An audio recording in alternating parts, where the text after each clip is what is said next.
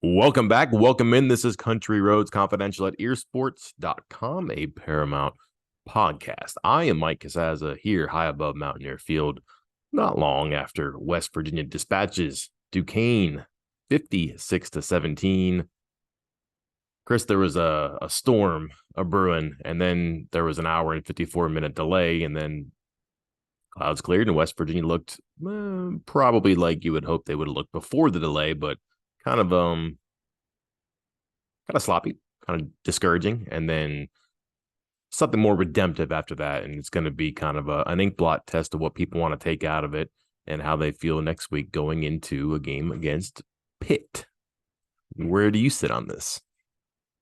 I love that you put it ink blot test because that's a perfect way to describe this and how fans, journalists, analysts, whoever, people who rank teams, um, they're going to be thinking about this. You look at it and you think, man, all right, it got better after the rain. And they looked solid. I mean, it was 42-7 after the rain, and probably could have done more, but a lot of backup time. Everybody looked great. You go to Garrett Green, I think it was 4 of 11 for 70 yards, 60 yards before the lightning delay.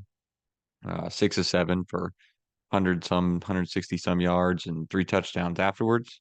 The receivers couldn't catch the ball, couldn't get open. Then they could. All those different receivers, and then I mean this is where you get into this ink blot test thing, like the receiver part. That's the part that's going to blow my mind. Hudson Clement, amazing day, 5 catches, 177 yards, 3 touchdowns, just unbelievable. But these are your top receivers today: Hudson Clement, Cole Taylor, Preston Fox, C.J. Cole, and then you get to Jaysean Polk with 2 catches for 11 yards. But is that the receiving that you take out the tight end? Is Pope, Cole, Fox, and Clement? Is that the four receivers you were thinking was going to be the standouts for West Virginia this year? Not this year, maybe in a game like today, just because sometimes these things go so sideways when you're playing an FCS team. But to your point here, yeah, like they didn't have maybe their best or most prolific or promising players at receiver. And then the guys they want to have play well, even in a game like this or just in general, didn't. I mean, literally dropped the ball on some occasions. Some got a chance to get it back, some didn't and didn't make the most of it. So that's certainly concerning. And I've I've already penned most of my three things in the morning, and like one of them is receiver. Like this is an interesting situation right now. It's 2 weeks in, and they really kind of have the rubber meeting the road soon, or otherwise they're in trouble. And guys in, guys out, guys ineffective, guys not playing or playing well enough, and they have a lot of options, but they also have a lot of options. I'm not sure that's a good thing or a bad thing. We'll see. They're going to have to figure this out, choosing on their own. Clement, man, you want to talk about an out of nowhere performance, but at a time where they absolutely needed it because no Carter, no Traylon Ray. Those are the top two receivers at Z. They put Clement in and goes wild. And also, Chris earns a scholarship after the game. And I have to tell you something. I ducked out before the interviews with him because I want to get up here and knock this out so we're not up too late. And as I was leaving, he was there and he bumped into his family. And it was pretty cool because he had not seen his parents since he got the scholarship. He got the scholarship in the locker room, and it wasn't one of those reveals where like dad is in a uniform or they bring the parents in or something. They were outside. And I'm assuming that they found out by social media or he called them and said, hey, guess what? But I was like a fly on the wall. You walk in and you see a pretty emotional moment where they were like one of them clearly said, who are you? Because he had played so well. And they were all pretty wound up and pretty excited about not just what somebody called a life-changing performance, which is literally true now because he got a scholarship based on a 3 touchdown performance. He'd earned it before that, but they were waiting for him to do it in the game and to earn it, and he did. But just that he had worked so hard and come so far and validated himself. That was a pretty neat vignette to be a witness to, not a part of, but to be a witness to. And you can tell a lot of people really like him inside and outside the locker room. And that's probably the story of the game today because they needed a person to do that in general at receiver, but certainly that position. And the offense and the receivers were kind of stuck in the mud for a little bit. And they just said, throw it to 84 and see what happens. And he kept getting open. And he kept running past and running away from people. They probably have something here going forward. I don't know what that's going to do against Pitt's cornerbacks or cornerbacks in the Big 12, but that's the guy who's going to play now. Yeah, I agree with you. I think he's got the speed. He's got the the parameters to be an athlete, to be a wide receiver at this level. Um, I guess just like the coach said, they got to see him do it. I'm still holding out. I mean, I'm not handing out scholarships, but I'm still holding out to see if he can do it against better competition than FCS. But then again, who else for West Virginia was actually performing, at least as far as the receivers go, at that kind of level against the same opponents? I mean, you mentioned Devin Carter was out. Traylon Ray is his backup, but then look at the other receiving spots, and what is it? Cortez Braham and Jeremiah Aaron, I guess, are the other two starters or presumed starters. Yep, looking at this, targeted 7 times between the two of them. And they had more drops. They had 3 yards, 2 drops, 1 catch. Um, oh man, it's hard for me. Like again, I'm not trying to take away from Hudson Clement's moment here, but it is hard for me to look at this wide receiver core and be overly positive about it, other than Clement's performance tonight. No, I mean, even you have some good things that do happen, and you kind of caveat by saying, all right, well, what can he do against an FCS team? Can he do that against an FBS team? We'll see. Yeah, Rodney Gallagher, he gets in there, does some things, but he also makes kind of a bonehead play where he knows better than he even said that right away, apparently, but went for the pylon and lost the ball at the end zone. You're pretty much seen that a million times in blooper reels and doesn't work. You have good moments for some people, but steps back. And then, Aaron's a guy that needs to make some of those plays. Fox is a guy who last week maybe didn't make the best ever on a ball in the end zone. He gets a second chance against Duquesne and drops one, but they do come back to him because they couldn't really find another option out there, I think. So he goes back in, he makes a play. It's pretty weird right now. They're going to have to figure this out too. And it's such a delicate thing for the quarterbacks because you'd really like them to get a rapport with the receivers, but people in and out of the lineup and effective and not effective, that's prohibitive there too. Clement, by the way, as many touchdown receptions as rushing yards for Duquesne. This ultimately looks like it should look. And I want to point this out too. It's 56-17.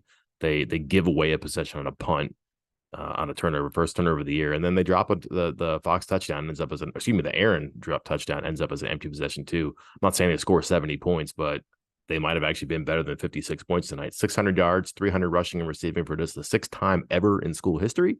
They actually do put up some numbers, and I don't know how people feel about it. I think it's probably encouraging that they really staggered into that lightning break and then came out really energized. They get 28 points in the second quarter, Chris. That had never happened for a Neil Brown team at West Virginia. And this is the same offense that 2 hours earlier, you're like, holy cow, this is not looking very good. How is this going to get right in time for Pitt, for Texas Tech, for TCU? It got right in time for the resumption of the game and in a hurry. And I don't know what happened. Like Duquesne didn't get worse. Duquesne didn't bench players. Maybe they just didn't handle the halftime as well, or that intermission as well. Maybe West Virginia did. There's no rhyme or reason to things like that. I guess we go back to inkblot here. Is there reason to feel good, encouraged by what you saw in that flurry in the second quarter and maybe even in the second half? Or is that just like one night only stuff and it was just lightning in a bottle tonight? Felt a little bit better about the green throws. Some of the green throws. We mentioned it before the game when we talked about the one thing we had to see. I said I needed to see Garrett Green make these throws because the coaching staff had mentioned after the previous game he was missing layups, as they called him, and I think I don't want to say he missed layups to start the game. I think maybe there's one or two meh throws in there, but he also was a victim of a couple drops from his receivers as well. So, the 4 and 11, it's a little 4 of 11 start. It was a little concerning, maybe medium threat level, DEFCON 3 uh, level there. But the way he bounced back after that gave me a little bit more. Okay, so he can make those throws when they're there. So you're still relying on other people to get open and for the play call to be right, but you can see that Green has the arm to make those throws. So I think that's probably the biggest positive offensively that I took from this game. Defensively, hmm. I don't know who or what is the fix in the secondary. They're just short on corners and receivers. Corners and see what I'm doing. they're short on cornerbacks and defensive backs in general. The safeties, they don't play more than three really, but they only have three right now. Marcus Floyd should be back, I would assume, at some point, but what type of a solution is that there? I don't know, but they did not have Montre Miller tonight. They did not have Marcus Floyd. They're down to really, as far as like game action goes, just three corners because they didn't play Jacoby Spells until late, and just three safeties, and because they didn't have Avery Wilcox until late. He actually had an interception, but those are not regular guys right now, too. And kind of said this before too, and I hope people understand what I was saying then. If not, maybe you do now. Like sometimes if your problems are the problems, and if they stay on the field, that's an issue because you don't have anybody who can run them off the field because they practice better or play better. And I'm not saying it's the issue they have right now, but you're seeing a lot of the same coverage things in the first two games against very, very different level of opposition. It's one thing to have Penn State do some of that crossing pattern stuff or just simple find a cushion and get open stuff. Okay, it's Penn State, it's number 7. A little bit different when Duquesne's players are, able to get open in the formative part of the game and are able to run with the ball or run away from defenders to get the ball. They're really gonna have to fix this because overall, like I don't think their front seven's bad or their front six is bad. I guess we're calling it 7 again. They're getting good play from their defensive line and the linebackers, didn't have to be great tonight, but I think they can probably turn the heat up a little bit to maybe give the secondary some, I don't know, shorter plays, maybe some better chances to be in the play because they don't last as long. But the other part of that is that pressure as you get home, you're really leaving that secondary kind of on its own. And that's kind of like a hot stove thing right now. How many times do you want to put your hand over or on the burner until you learn your lesson? And I don't know where that's going to go or how it's going to get there yet. That's where it begins and ends on defense. I don't know, maybe even for the roster in general. And I'm not sure that it was great like the offense was after the change or as the score widened. It seemed like it was still problematic for them, and maybe Duquesne's offense just is an FCS offense. Trying to look right now. I'm looking for the participation chart. I don't see it yet. I don't know if it's out. I don't think it's out yet. Again, we're doing this immediately after the game, but who else played at corner? Like I see, obviously starters with Bishop and Wilson Lamb, and then uh, I'm like running through here. Like Spells, Ruffin. Who else played? Like a corner. Like Bishop, I see Josiah Jackson got a tackle, but wasn't he playing more of a safety spot rather than corner? I believe he's a safety, and Jordan's the corner. Yes. Yeah. I mean, they only have 3 corners right now because, like, they played Spells. That's fine. So you have Spells in there a little bit late, but they just played Ruffin, Bishop, and Wilson Lamp without Miller, and that sounds like it's going to be a longer injury. They're really down to maybe 4. And I don't know what Spell's deal is. They're not playing him a lot. He certainly didn't do himself any favors with the mistakes on special teams tonight because that does matter. That's part of their calculus for playing time. If you can be reliable on special teams, you can be reliable on defense. And unfortunately for Spells, that didn't work. And then safety, again, it's just those 3. It's Burks, it's Wilson, and it's Cobb.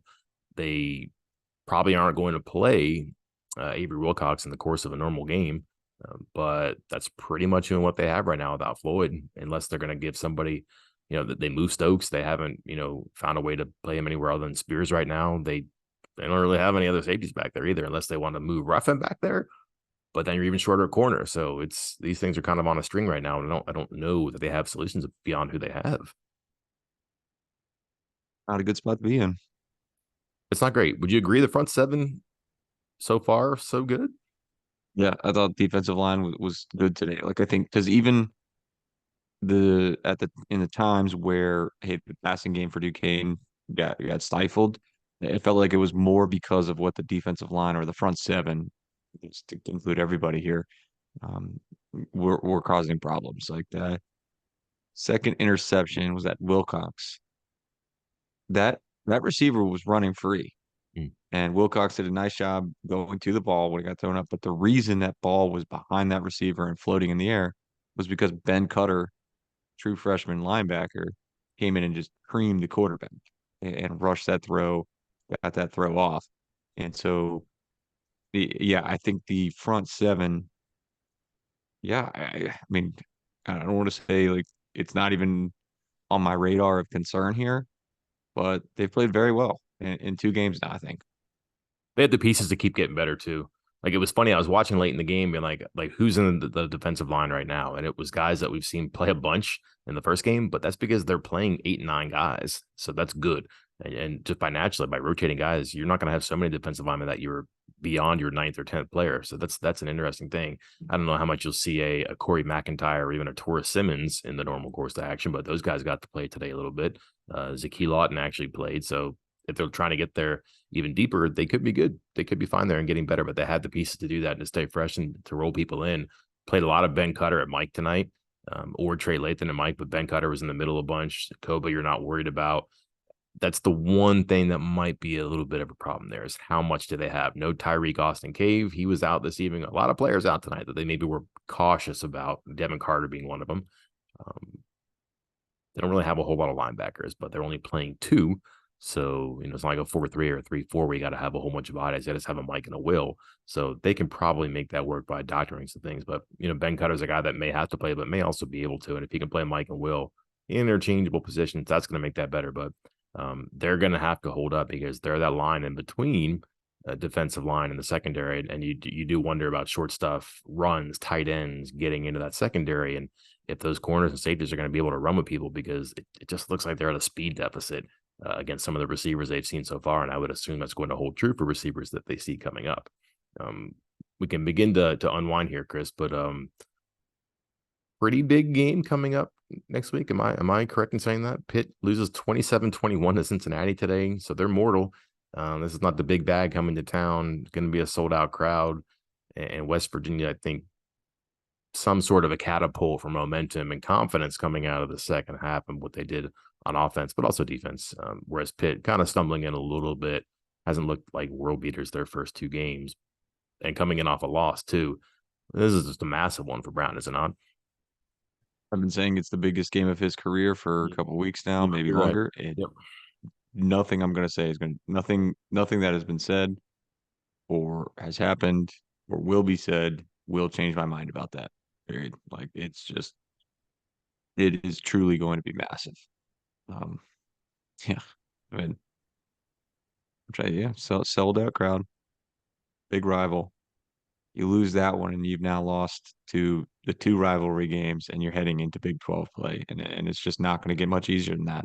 Because, like you said, Pitt is very beatable. Mhm.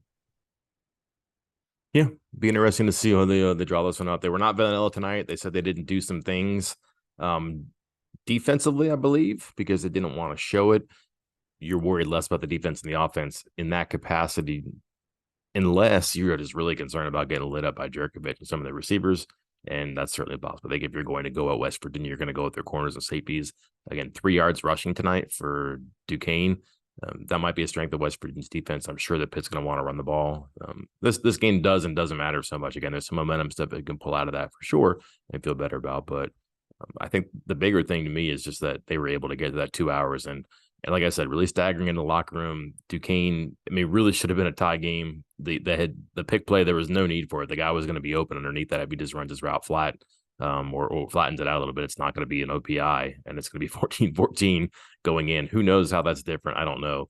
I'm not saying that, a 14-14 game doesn't end up with a spread like this, but there is something good about West Virginia being able to kind of shake that off when they were getting booed in the first quarter, which is kind of crazy when you think about it. But the drop passes, even on the muff punt, you heard it a little bit. It wasn't the biggest crowd, but you still heard it. And you're thinking, oh my gosh, they're turning on this team in the first quarter of an FCS game. Didn't get better, and whoever stuck around kind of treated as something there a little bit. But is it even possible to feel I don't know, is there something extra intrinsic, I guess, about okay, overcame this adversity of the weather delay and not playing very well? Is there some turn the page stuff? Is there some maturation you think can come from that? Because this is a team that at some point is going to have to turn the page and mature. Maybe it doesn't happen tonight. Maybe it starts tonight. They did look just decidedly different and more importantly, better after that break. Yeah, I don't think anybody, at least as far as like the fan base is concerned, is going to be willing to say, all right, let's turn the page. That ended well until something else positive happens. Because I think what happens in these next two games, again specifically the Pitt game, is going to dictate how everyone, I think, fans, media, everyone will think of this Duquesne game, because if they go out and they beat Pitt, they're like, see, yeah, just got a little rust after that, a little still down after the Penn State game. So start a little rusty against Duquesne. It's all fine. It's all good. You lose that Pitt game, and it's like, see, struggling against a crummy Duquesne team. And of course they're going to lose this one, of course. So I think you're not going to be able to turn the page on this game, or even take anything positive from it truly, until the next positive thing happens. Yeah, that's a good point. Some of his best moments have been in non-conference play and their wins. NC State, Tony Gibson, the first year, really no non-conference the second year. That Eastern Kentucky, but big whoop. 2 years ago, they beat Virginia Tech at home. Last year, they beat Virginia Tech, but they also lost to Maryland. That Tech team wasn't very good last year. Certainly lost to Pitt last year. So the things he was good at doing and that early on that got him some goodwill. You're talking the NC State game, the first Virginia Tech game. Well, that's been kind of leveled out a bit by the Maryland game. The fact that Tech was terrible last year, and then losing to Pitt and then Penn State, it's kind of been fleeting a little bit, but he can certainly get that back. And again, he's going to have to stack some wins with a lot of people, whether it's in the stands or in the offices here, to make sure that he gets more time on the job. Finally, Chris, will go here on this. Some debuts, maybe not debuts, but extended performances. You can struggle sometimes to take a lot of value out of these games. Somebody will have a great game against an FCS team. You're realizing, like, okay, he's going up against the second string for an FCS team, or, he should be able to do this against that opponent. So they can be kind of empty calories sometimes here. But any performances, any individuals that you saw for the first time or saw more of tonight that you say, okay, this is actually something you can move forward. And we'll exclude Hudson Clement from this because, as we said, he's certainly got a chance right now. But any people on that second level that are worth tuning into as the season evolves. Naheem White. I mean, I was tempted to say Ben Cutter. I mean, he came in for a pretty limited amount of time and ended up tied with the team lead with 4 tackles, had tackle for loss, hit the quarterback on that one interception. Seemed to be kind of all over the place. But I still think in the long run, unless there's an injury, he's probably going to stick to backup duty and special teams duty.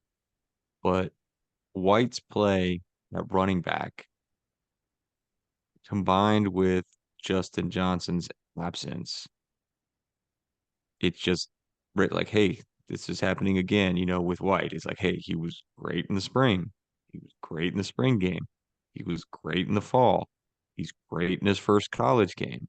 It's like we're noticing a trend here, but I just don't know how it plays out with CJ Donaldson, Jalen Anderson. I assume Justin Johnson, whatever's going on there. So it's something that I'm very interested in watching and how it unfolds over the next few weeks. Yep. Speaking of Johnson, by the way, I reported last night that he was not expected to play. I said a little bit, if at all, but the expectation was he wasn't going to play. A lot of people were like, "Oh no, does that mean he's transferring?" I had no indication he's going to transfer. Again, the fact that he wasn't going to play much, if at all, that was kind of an indication that, again, if you have a condition in there like that, like he might play, but maybe not that much if he does. That's not what you do for someone who's going to transfer. And Brown said that he was beat up a little bit practice and just couldn't go. So didn't need him. He rests. That's fine. I'm going to actually go on the defensive side, Chris. I'm holding on to and acquiring whatever stock that you want to sell of Tomiwa Durajayi. There's something there, man. That's a big, strong, fast, quick guy on the line of scrimmage. And again, 2 sacks tonight. Maybe he should be doing that, but he's going to be a second or third wave guy in the defensive line. And, if Martin or Hawkins or whomever else is in front of him is wearing out an offensive tackle or a guard, and he can go in and start running his motor fresh against those guys and deplete their reserve a little bit, he's going to be effective in pass rush situations, or just being effective in like the series or two he may get in a quarter or a half. And there's a lot of room to grow there. I like him a lot. From the first time you see him move out in practice, like, that guy's really big. He's a redshirt freshman. He's played in the SEC. He has, and he's already like 6'4", 275, and he can move. You can tell he's a tough on the block when he's fresh and he's going at guys. And keep an eye on that one there, because that's going to be their plan on the defensive line. Keep your main guys in, but keep them fresh and roll them in ways if you can, because you just don't see people playing 7 or 8 offensive linemen trying to keep them fresh. You try to keep your best 5 guys in, but they play a lot and they have to push and they have to, retreat and block and everything. It's hard, and sometimes they can get picked on if they're playing against a guy who's motivated and fresh and calibrated too. So one I would watch there. that'll about do it for us here. They're turning out the lights at Mountaineer Field. West Virginia turns out the lights on Duquesne in the second half. 56-17. The second biggest crowd to ever see a Duquesne game, Chris. How about that? Almost history. Officially, 50,037 at the game. Officially, huh? Yeah. I think Hmm. a lot of people knew it was going to be a bad weather game, too. So, I mean, that's why they stayed away. But, oh well. On the site tomorrow, three things I know, snap counts. We'll do some notes and quotes in the post game. And Chris, you have your normal Sunday rotation. What can we anticipate? Yeah, we're gonna have our PFF grades up, Sunday snap judgments. We also had Andrew at the game. He sent over a couple videos of some things that we're gonna add up that'll go up Sunday, Monday, Tuesday over the next couple days, just to bring a different perspective to the game. So again, we'll bring our usual stuff and add to it, and that's how we hope to continue this. Until next time, I'm Mike Casaza. And I'm Chris Anderson. We will talk to you then.